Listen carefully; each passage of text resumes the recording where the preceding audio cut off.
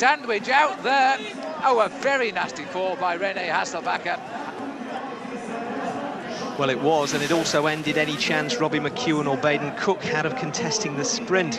When Hasselbacher eventually trundled over the line trying to keep the cameras out of the rip in his shorts, he wasn't able to shed much light on the crash. Do you have a clear idea what happened in that crash?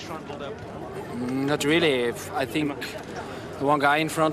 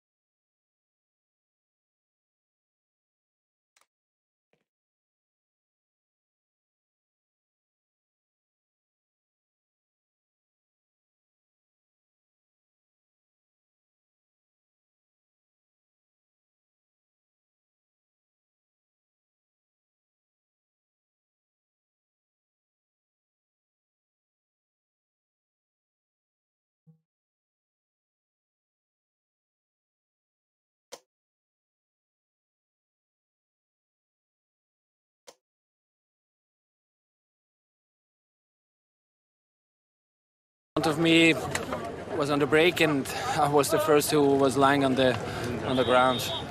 For second and third opinions, we asked the Aussies Hasselbacher almost brought down. I was right in the wheel of Pataki, and then on the right came Hasselbacher, on the left came Cook, and Hasselbacher's just come up, ridden into a gap that wasn't even there, and dropped himself. And you know, that's when it all started. And I lost the wheel from there, and could only come back and see what I could still do in the finish. But the first guys were gone, so that's what made it dangerous. I mean, it's stupid because I mean Hasselbacher does that a bit. I saw a gap with about 300 or 400 to go. I jumped past on the left. Then Robbie went to repass and hit my handlebars, and that's when my foot clicked out, and that was the end of that. I'm pretty lucky I didn't fall off. I was grinding along the barrier with one foot out, so I think the guy behind me fell off. So I'm not in the mood to fall off. So that's one thing. There's confirmation of the result. Pataki ahead of Romans Weinsteins and Oscar Freire, with Eric Zabel fourth and Robbie McEwen fifth. Brad McGee was in the main bunch, and right behind him was Jean-Patrick Nazon, the man who'd overtaken him on the road in the overall standings. All the other main players finished on the same time, which meant France had finally retaken control of its national sporting treasure from the Australians. Jean-Patrick Nazon, the first home rider to wear the yellow jersey since Francois Simon in 2001. So there are the standings. Nazon now leads the race from Bradley McGee by 8 seconds, which shunts David Miller down into third. Robbie McEwen and Jan Kirsipuu have sprinted themselves up into the top 10, with Lance Armstrong dropping out of it to 12th. However, the general classification should be unrecognisable by the end of stage 4. For the first few stages, Lance Armstrong hadn't been so much even a face in the crowd, as just another helmet in the helicopter shot. He was overdue some face time, and stage 4 was going to make sure that when it came, he'd be gritting his teeth for a lot of it. It was the team time trial, 69 kilometres of serial suffering, as the 9-man teams set off at 5-minute intervals to power their way around the course. And after 3 years of trying and failing to win it, US Postal were as motivated as they'd ever been. CSC's Tyler Hamilton, of course, used to be part of the Postal machine and knows what it takes to win a team time trial. You know, you can have 9 of the strongest riders in the peloton, but if you don't work well and if you're not disciplined and you don't work very efficiently, you're not going to win the race and you're not going to ride fast. The most important thing is working in a cohesive unit, with a good flow. You know, the weaker riders take shorter pulls and the stronger riders take longer pulls. But that's about it. If you're not disciplined and the stronger riders are surging too much, it can really disrupt the flow of the team. And also when there's some crosswind, you have to be a little bit more careful and leave a little bit more room, because with a disc wheel on the back, the bike is not so stable. There's very little talking with the teammates, but Bjarne Riis is behind in the car, speaking with us, telling us what to do. But you don't really have the time or the energy to talk yourself to the other riders. It's pretty much Bjarne Riis is leading the way. And although this is a team event, it often has a big impact on the individual standings. In 1994, Chris Boardman's GAN team lost him the yellow jersey with a disastrous team time trial performance the day before he was due to carry it across the Channel to Great Britain. A couple of years earlier, Stephen Roach was eliminated from the race when he missed his start time, and the rest of his team set off without him. And 2 years ago, Christian van der Velde clipped a teammate's wheel and came off, forcing the team to wait and costing Lance Armstrong and US Postal the stage win. Well, this is what's to come. A 69-kilometre ride from Joinville to Saint-Dizier with what looks like a nasty little climb at the start, so no chance for teams to ease their way into an early rhythm. Now, here's how things stand going into the stage. Jean-Patrick Nazon is in yellow, but it'll take the ride of their lives for Jean de la Tour to keep him there. David Miller would be well poised to take yellow if Cofidis could only generate some sense of team unity, but Jan Ullrich's Bianchi team look better equipped to move him up from 6th place. As you can see, Victor Hugo Peña is 9th at the moment, 3 places up on his team leader. So if US Postal win the time trial, he'll be the one in yellow, not Lance Armstrong. Right behind Armstrong is Joseba Belocchi, whose Onse team won this time trial last year. and Santiago Botero now riding for Telecom, of course, and they should be pretty strong too. So Onse arrive at the 44.5 kilometre point. They're sprinting now to top the leaderboard and bring back the reputation. They are the experts at the team time trial. I'm not so sure they're going to get there in the next 10 seconds. Yes, they've gone through just inside 51 minutes. 50.59. Onse now setting the trend. So we swung to the finish to see the arrival now of CSC. They were a little bit off the best time at the previous checks. I don't think we can expect a great ride now by this team, but they brought them injured a team leader to the finish today. There's no point in this rider going clear of the field because the clock won't stop until the 5th man crosses the line. So they may as well wait. That's why the riders are fanned out and on the line. 1:20.12, not bad. 5th at the moment after that. And here comes Française des Jeux. The little rainbow colours on the far jersey there is of a world champion, Bradley McGee, now back in his normal strip, having handed his yellow jersey over to Jean-Patrick Nazon. Now they've completely thrown this one away, Paul. They've kept the team together, but look at the time, 18th now and slipping away. Well, I think this is a tactic they've decided. They've had a brilliant start to the Tour de France. They know they're not going to rival the big teams. They did not want to eliminate their partner, Jimmy Casper, who had a dramatic crash on the first day. He's battled to stay in the bike race. So I think maybe they said, well, OK, that's the end of our challenge in the overall race right now. Let's keep ourselves together. There's a lot of good fighting days to come.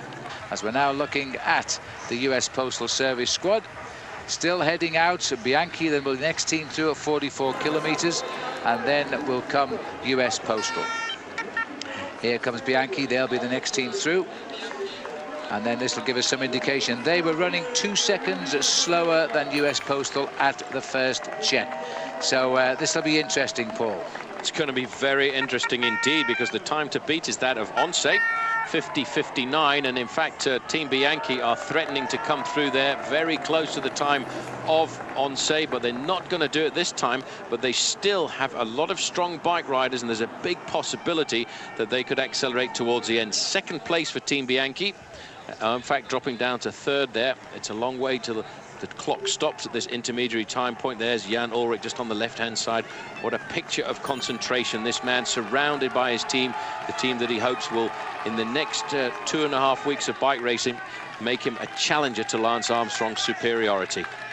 They are coming in to set the new mark here. Now, the only team who has improved quite as much as they have is US Postal, up to 2nd fastest behind Onse at 44 kilometres.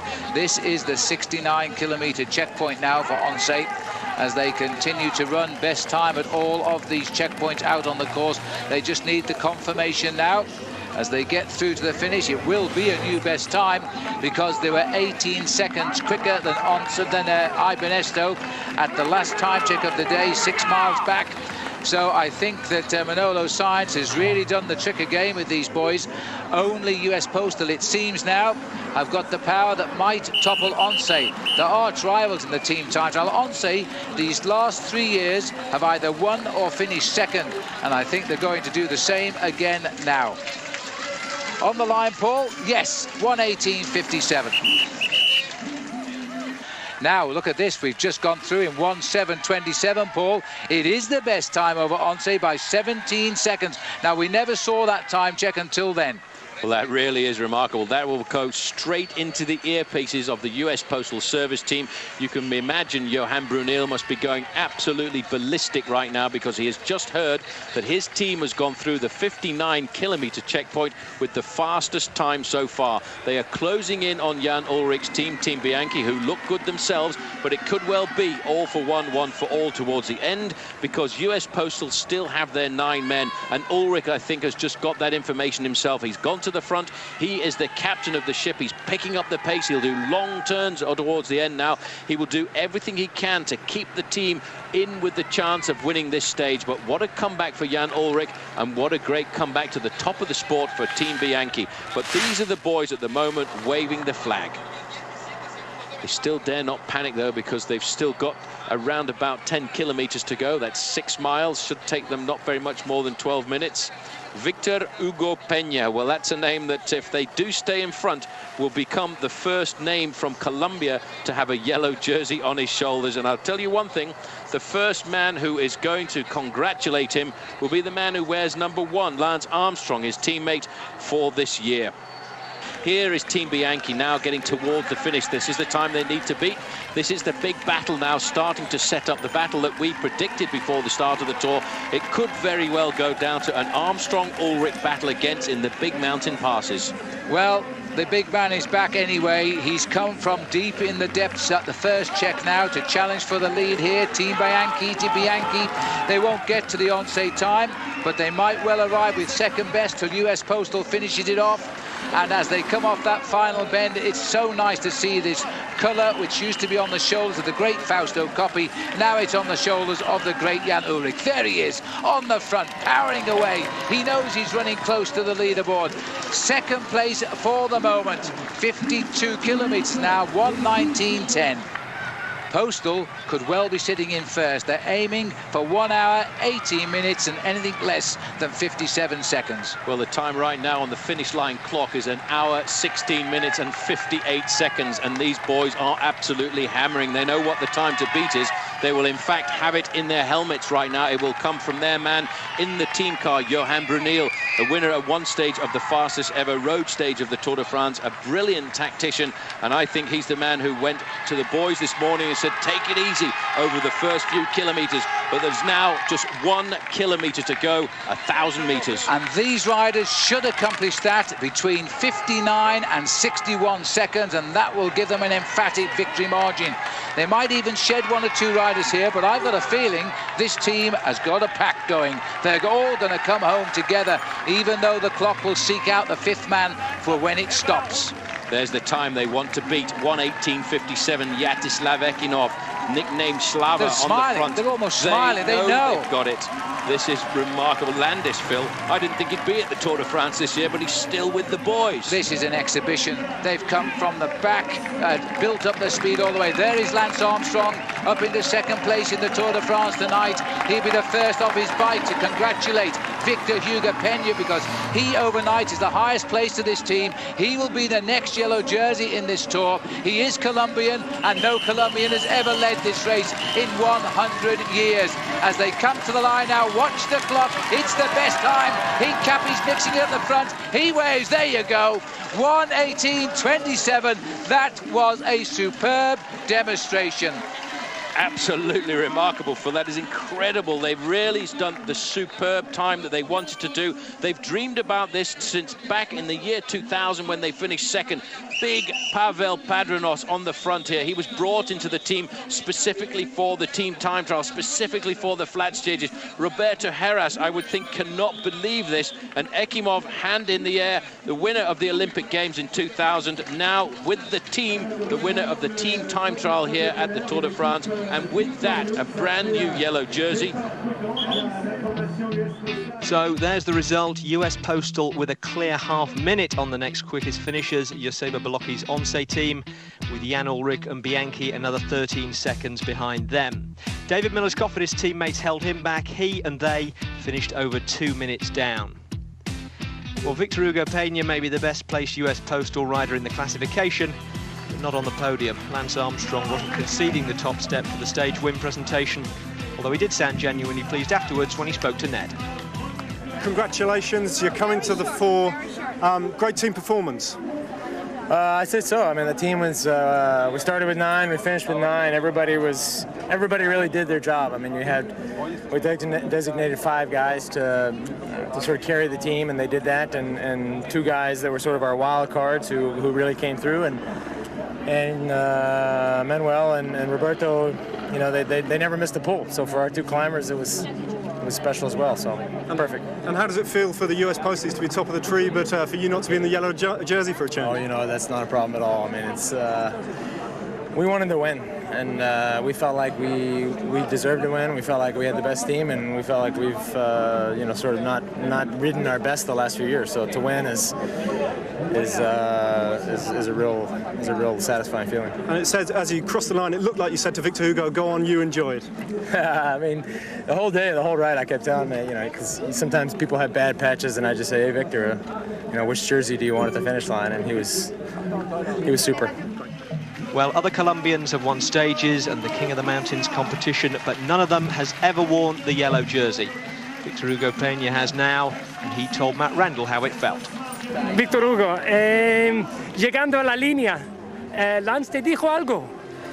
Desde 20 kilómetros antes me decía que necesitaba lo máximo de mí porque quería verme de amarillo y quería finalmente ver el equipo ganando una crono por equipos. Qué felicidad, ¿cómo puedes calificar este momento? Quisiera estar en mi país ahora mirando, siendo parte de aquellos que se paraban en las vitrinas a mirar televisión para ver a Lucho Herrera, a Fabio Parra anteriormente y que ahora pues espero que me hayan estado mirando a mí también. Aquí hay otros colombianos que de pronto pueden luchar para un lugar entre los primeros 10. ¿Usted no? Yo estoy para luchar para que el mejor ciclista del mundo finalmente consiga su quinto título del Tour. So the standings tonight are radically altered, as they always are after team time trials. The top 8 places all taken by US postal riders. The first non-postie is Joseba Belocchi in 9th, with Jan Ullrich now 12th, 38 seconds behind Lance Armstrong. Santiago Botero now a minute and a half down, with Tyler Hamilton at 1:45 and David Miller 2 minutes back in 56th. After his team's poor ride, this morning's yellow jersey, Jean-Patrick Nazon, is 112th, over 3 minutes down.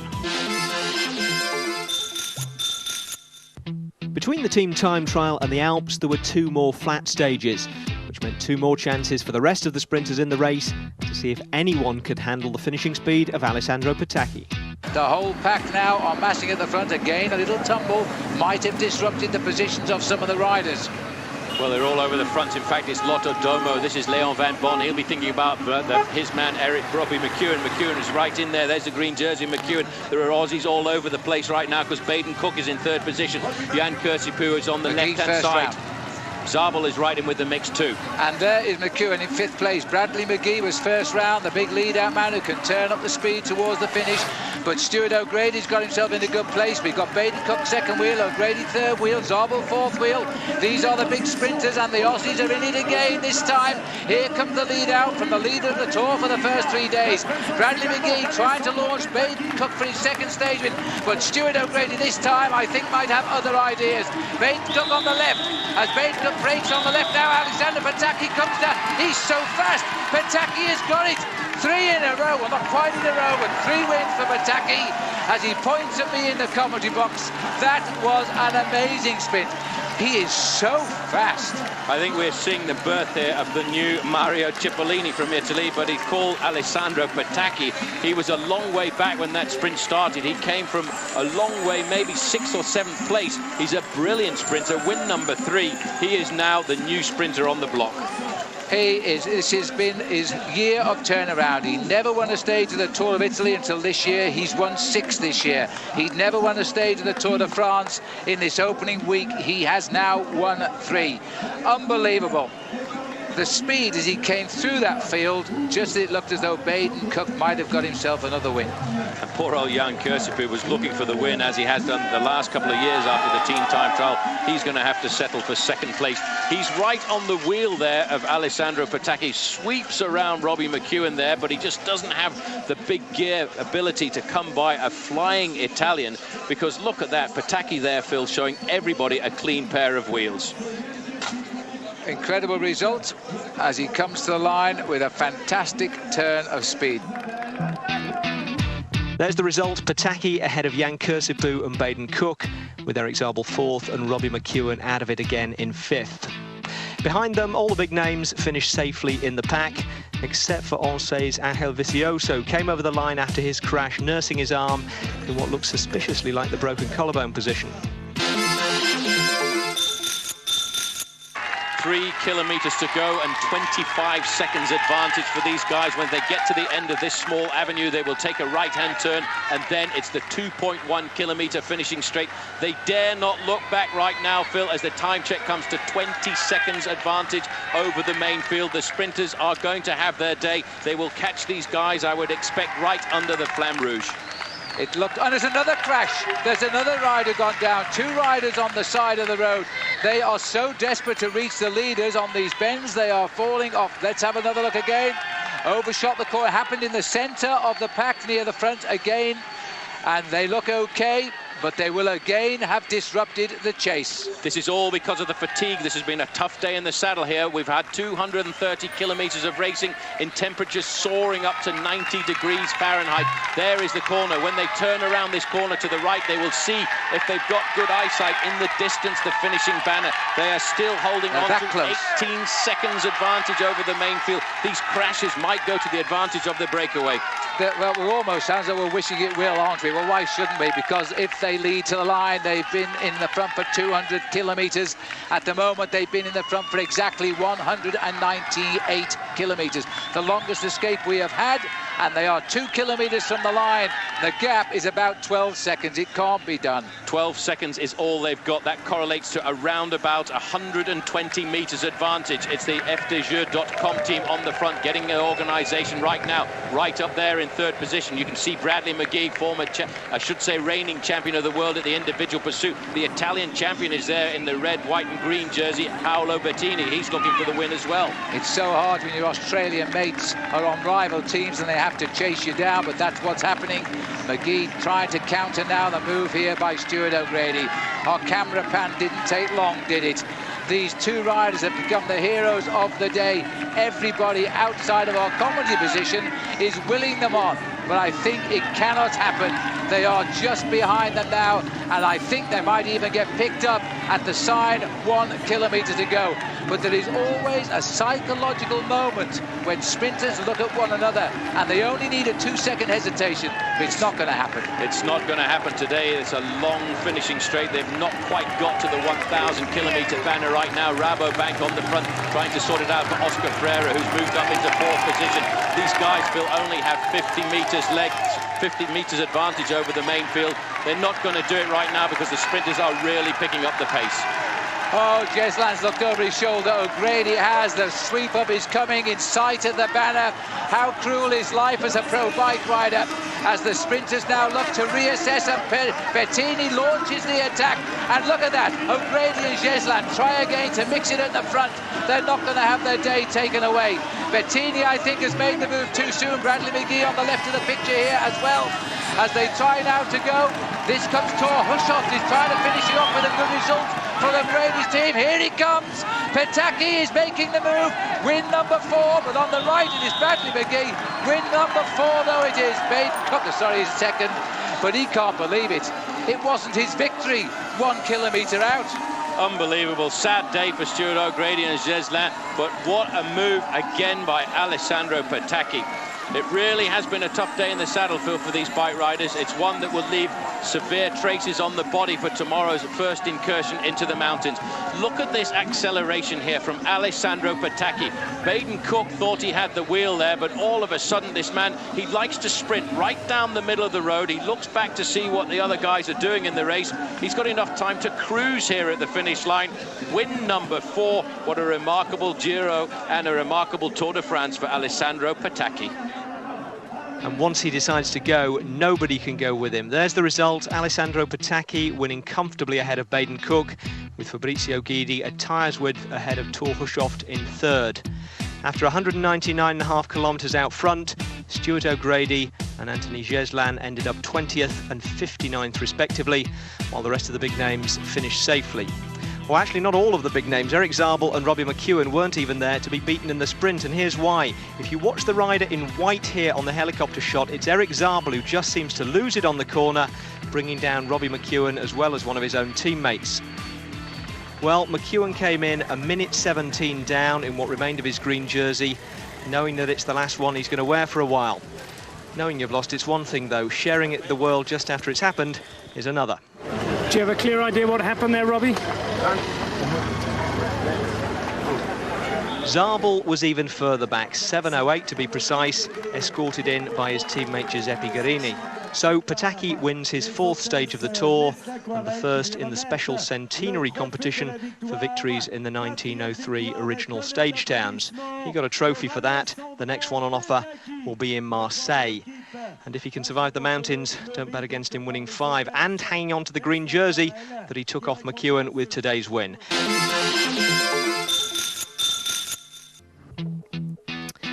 The Alps, spectacular to look at, spectacularly uncomfortable to climb. The opening day in the mountains had been decisive in each of Lance Armstrong's 4 previous Tour wins, and it usually followed a brutal but effective script. First, he had his henchmen soften up the opposition with a relentless tempo that no one but the hardest of the hard men could live with. Then, having escorted him to the foot of the final climb, the bodyguards would back off to crack their knuckles in a corner, while the boss personally took care of anyone who was left. Stage 7 featured 5 climbs on the way to a downhill finish in Morzine, and with the US Postal threshing machine setting the pace from the start, all sorts of big names were in danger of getting caught in the blades and spat out of the back. Alessandro Petacchi, though, never actually got close enough, weaving like a drunk on the Col de Port before putting the finishing touches to his Mario Cipollini Rise the Tour impersonation by doing his only serious climbing of the race, climbing off his bike and into the team car. 4 stage wins before abandoning on the first day in the mountains. Cipo couldn't have done it better himself. He wasn't the only struggling sprinter. Jan Kursipuu was doing the same climb in slow motion, and it wasn't only the sprinters who were struggling. Kelme's Jesus Manzano collapsed with heat exhaustion, while his teammate Anthony Towler took out his frustration on the team car after coming off in a crash. Up at the front, the last man to win at Morzine was looking like the next man to win at Morzine. Richard Virenque rode away from his rivals on the biggest climb of the day, the Col de la Ramaz, and was threatening to take the yellow jersey along with the stage. 1 kilometre to go, and this is going to feel a marvellous moment for Richard Virenque. He won in Morzine in 2000. You might hear the public applauding outside of our commentary box. This is a great victory for him. Then the clock will tell us, Paul, if he's got yellow. Well, he's got yellow, Phil. There's no problem at all about that, because at 5 kilometres to go, the group containing Lance Armstrong and all of the other favourites in the Tour de France were still 4 minutes behind. He's gone round those corners in an absolutely ballistic manner. He's inside the area now where he can see the meters ticking by. He's been up this finishing straight before, and he's just going to give it everything, but he will enjoy this victory. He won't salute until the final minute, because he knows he needs every second possible. The crowd are cheering along the barriers all the way. The moment every Frenchman dreams of, very few have it. He'll be only the 82nd Frenchman ever to pull on the maillot jaune. As he races up towards the line now, he looks at the crowd. He gives them a smile, he gives them a grit of his teeth. He's still looking for that banner. When is it going to come? This is rather a nasty little hill up to the line, the way they come in these days. It wasn't the way he came in when he won in the year 2000. Now's the moment. Almost exactly the same salute he gave when he arrived here in 2000. Richard Virenque takes stage 7 of the Tour de France. The clock starts now, and he is looking for yellow. This is Sylvain Chavanel. He's just jumped away from the group of Lance Armstrong, trying to get himself a little bit of last-minute glory, but in the main field behind, they're not too worried about Sylvain Chavanel. They've lost themselves an awful lot of time on a certain Frenchman by the name of Richard Virenque. Still in the middle of nowhere. Let's not forget the man who's going to cross the line in second place is Rolf Aldag. He's about 2.5 minutes behind, but it's an emotional finish here for this man, Richard Virenque. He's come back to the top of the sport. He's put in an unbelievable escapade today. He's garnered everything he wanted to get, but most importantly, he's got himself the yellow jersey. Here, for me, has been one of the heroes of the day. If ever you're a cyclist at this level, you suffer like Aldag has suffered, you are left behind, you go back to the man, you are left behind again, you hang on. This has got to be his finest ride in the Tour de France. This man is a true professional right now. He'd hoped to try and stay in contact with Richard Virenque. He loses 2.5 minutes after 6 hours in the saddle, but this is one of the stages he can write home about. I think Benoit Poivel, the man from Crédit Agricole, Phil, has been brought back into the fold, and third man out on the road is Sylvain Chavanel of Brioche-la-Boulangère. The main field are not too far behind, only about 30 seconds. Well, this will be a celebration in memory of Fabrice Salençon, their teammate, who died of a heart attack just before the start of the Tour of Germany. For that reason, the team pulled out of competition. They've come back in for the Tour de France, and now they will remember him, because this rider here was thought to be the star of the future, along with Salençon, who died of a heart attack and had many postmortems, and it was a death by natural causes. A great tragedy, and I'm sure that Sylvain Chavanel will be thinking of that as he comes up the home straight here. He's going to take third place. He's got away from the big bunch. Nobody's chased him down. He looks over his shoulder. He's learning to be a good professional, making sure nobody is coming back. Look at the time gap, Paul. It is still quite big here. Time gap is huge. It's still around about 3 minutes and 50 seconds back to the main field, so there is a new leader of the bike race this afternoon. As Chavanel gets the cheers of the French crowd, the main field cannot be very far back. 3:50, that's the time since Richard Virenque crossed the line right now, so he's the new leader of the bike race, he's the new king of the mountains, and of course the winner of the stage. This is Rogers. Well, is this Michael Rogers from Australia? That is the ride of your life, the first man ever in the Tour de France, and that's a superb result for Rogers as he crosses the line there. Then comes the rest of the group as they're led in there. Stefano Garzelli, very, very close indeed, but Michael Rogers done an incredible ride there for Australia. And the gap has counted out on 4 minutes plus there. Now, yes, maybe Armstrong did allow it to go, and maybe Richard Virenque is tired, but a 4-minute gap is big, and it's going to take some pulling back. Yep, 4:06 on the stage between Virenque and the chasing group, with Rolf Aldag, Sylvain Chavanel and Michael Rogers spanning the gap. David Miller right up there too in 8th place. In the same group as David were most, but certainly not all, of the big names. Lance Armstrong was 15th, Jan Ullrich 21st, and Joseba Belocchi 32nd, all on the same time. As David Miller came in, Ned Bolting was waiting for him. Well done, David. You stuck with the pace. How did you feel? Oh, terrible. I blew up at the top of the climb, seeing stars. Unfortunately, I had some food in my pockets, otherwise I'd have been dead. But yeah, I was feeling good apart from that. I just blew completely at the top. So anyway. Nonetheless, to do what you've done on a day in this heat, you must be reasonably happy with your day's work. Yeah, no, it's good. I'm happy. Okay, that's good. Considering how I was feeling at the end. Well, however he was feeling, it can't have been as bad as Santiago Botero. Touted as a challenger to Armstrong, but sadly for him, his customary bad day in the mountains, coming on the first day in the mountains. He came in 10:21 behind the winning time, and his Tour challenge is over. The Autobus, the big group that gathers at the back, came through almost 25 minutes down, and somewhere in there was the yellow jersey of Victor Hugo Peña. Well, we said he was desperate to make his mark on the Centenary Tour, and he has. The most popular rider in France, except for an office complex in the Paris suburbs where the Tour organisation is based. Richard Virenque takes the stage, the King of the Mountains jersey, and the yellow jersey as race leader. There's the confirmation. Armstrong remains second, but by 2 minutes 37, as opposed to the single second he trailed by this morning. Jan Ullrich lost no time on Armstrong today. He's 9th, and David Miller moves up to 23rd. But the big losers are Santiago Botero, who's now 68th, Giro winner Gilberto Simoni, 74th, and this morning's yellow jersey Victor Hugo Peña, now 103rd. Matt Rendell spoke to the man who took it off him. Il faut oser dans la vie, et j'ai osé aujourd'hui. C'était un peu risqué parce que je partais de loin et j'avais peur que ça rentre, mais avec Paolo Bettini, il m'a attendu, et après l'échappée a continué longtemps, et les 5 derniers kilomètres, je savais que c'était gagné, c'était magique.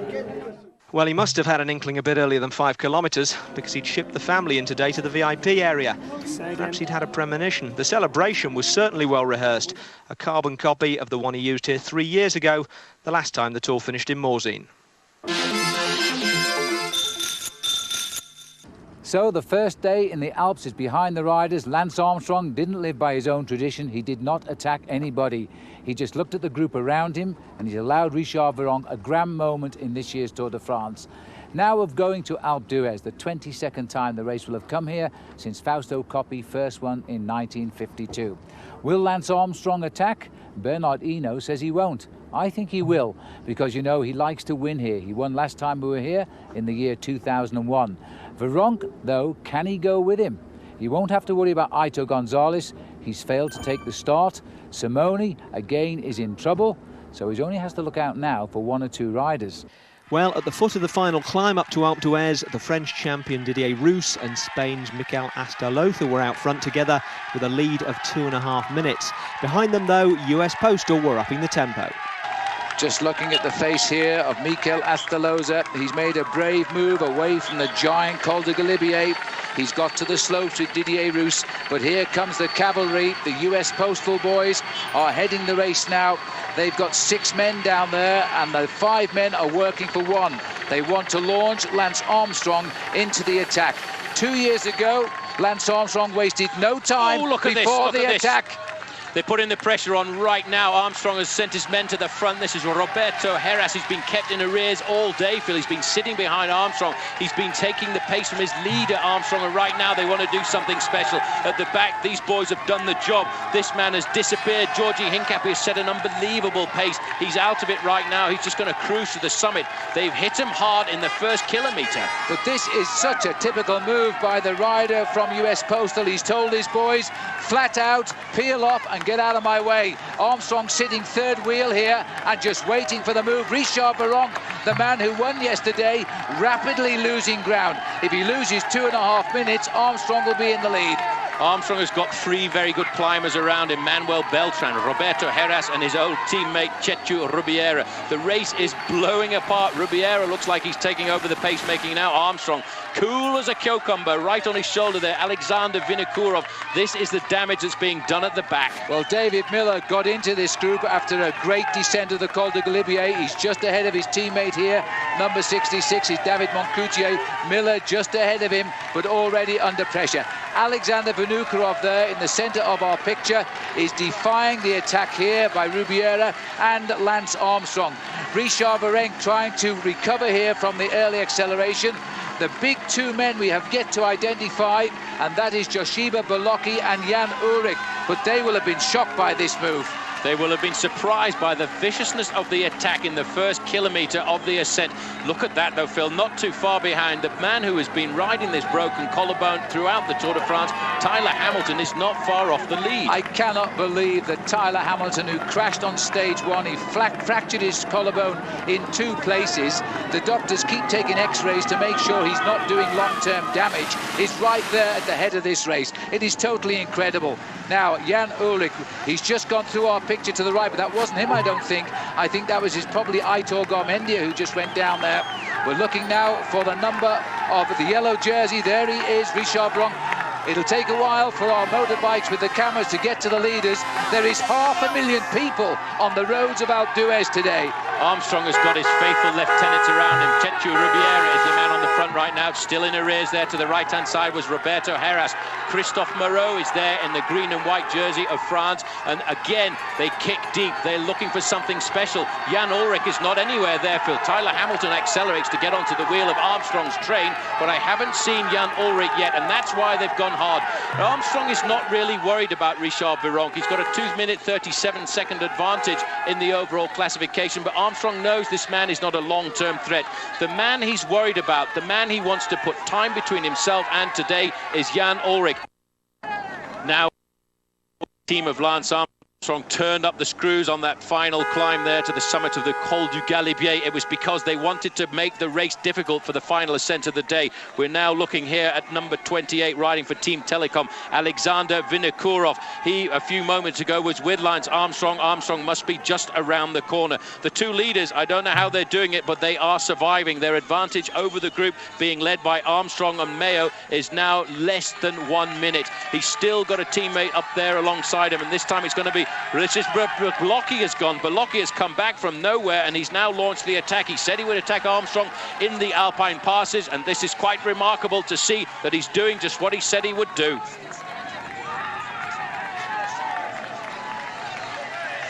Well, Paul, now it's up to Lance Armstrong. HRS was the man who started all the work at the bottom of the climb. Well, there's the attack. HRS is there, and Armstrong has seen the attack coming from Joshiba Bolocki. The Once riders have been sitting in the wings all day. They've been sitting there in great numbers. They've been waiting to come up with this attack, and right now Joshiba Bolocki has gone. Put the hammer down. Armstrong is going to ask a lot of Roberto HRS this afternoon, but Roberto HRS has been sitting in the wings, just waiting to try and turn up the screws when he could. This is a great and brave move by Joshiba Bolocki, second in the Tour de France last year. Hamilton is in this group, and the 2 riders from Euskaltel-Euskadi are also a major threat. Joshiba Bolocki said this morning he's ridden the Tour 3 times, he's finished third twice. Last year he finished second to Lance Armstrong. He says, if I can't win it this year, I shall reassess my chances in the future, and I may never ride the race again. So this is a big attack for him. It's a huge attack. He wants to attack Armstrong anywhere that he can, but the damage of the attack is incredible. He's caught the 2 leaders. He's number 1 on the road right now. This is a superb attack by Yoshima Bolocki, the man who could haunt Lance Armstrong. Second to him last year. If he wins this stage, if he drops Lance Armstrong, he'll be one of the first men to do that for a few years. He will be one of the first men to put Armstrong into difficulty. Armstrong didn't look like he was panicking there.